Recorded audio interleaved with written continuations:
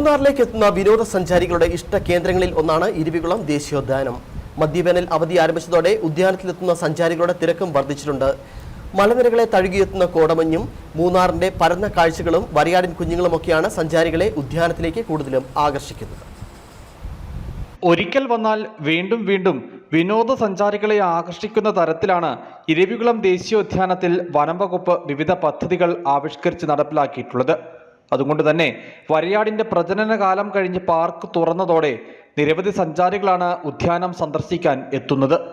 മലനിരകളും ചോലവനങ്ങളും പുൽമേടുകളും നിറഞ്ഞ പാർക്കിന്റെ പല ഭാഗങ്ങളിലും എത്തിപ്പെടാൻ വിനോദസഞ്ചാരികൾക്ക് കഴിഞ്ഞെന്ന് വരില്ല. അതുകൊണ്ട് തന്നെ പാർക്കിനെ മനസ്സിലാക്കാനും മലനിരകളെ കയ്യെത്തും ദൂരത്ത് കാണുന്നതിനും ഇവിടെ വെർച്വൽ റിയാലിറ്റിയിൽ ആസ്വദിക്കുവാൻ സംവിധാനമൊരുക്കിയിട്ടുണ്ട്. വളരെ നന്നായിട്ടുണ്ട്. ഞാൻ ഫസ്റ്റ് ടൈമാണ് മൂന്നാർ വരുന്നത്. നല്ല കോടയുണ്ട്. തിരിച്ചിറങ്ങുമ്പോഴാണ് നല്ല കോട വന്നത്. അപ്പം എന്തായാലും ഹാപ്പിയാണ്. ഞാൻ 3-4 പ്രാവശ്യം കൂടെ വന്നിട്ടുണ്ട്. എങ്കിൽ പോലും ഇത്രയും വരയാടുകളെ കണ്ടൊരു ചരിത്രം ഉണ്ടായിട്ടില്ല. ഇത്ര അടുത്ത് കിട്ടുന്നൊരു എക്സ്പീരിയൻസ് വളരെ നല്ലൊരു എക്സ്പീരിയൻസ് തോന്നി.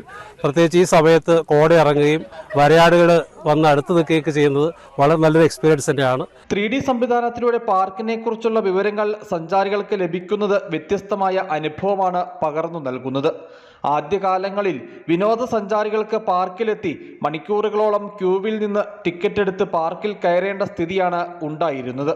ഇന്നാകട്ടെ അത്തരം രീതികൾ പാടെ മാറി വിനോദസഞ്ചാരികൾക്ക് ക്യൂവിൽ നിൽക്കാതെ ഓൺലൈനായി ടിക്കറ്റുകൾ എടുക്കുന്നതിന് സൗകര്യമുണ്ട്. ട്രാഫിക് കുരുക്ക് കുറയ്ക്കുന്നതിന് പാർക്കിംഗ് സംവിധാനവും പ്രത്യേക കഫ്റ്റേരിയ, 100 പേർക്ക് ഒരേ സമയം ഇരുന്ന് ഭക്ഷണം കഴിക്കാൻ കഴിയുന്ന ഹോട്ടൽ സംവിധാനം, മൂന്നാറിലെ മലനിരകളിൽ മാത്രം കണ്ടുവരുന്ന അപൂർവ ഇനം സസ്യങ്ങൾ നട്ടുവളർത്തിയ ഓർക്കിഡോറിയവും സഞ്ചാരികൾക്കായി ഒരുക്കിയിട്ടുണ്ട്. മതി വരുവോളം ഈ കാഴ്ചകൾ കണ്ടാണ് ഇവിടെ എത്തുന്ന സഞ്ചാരികൾ മടങ്ങാറ്. News bureau, Adimali.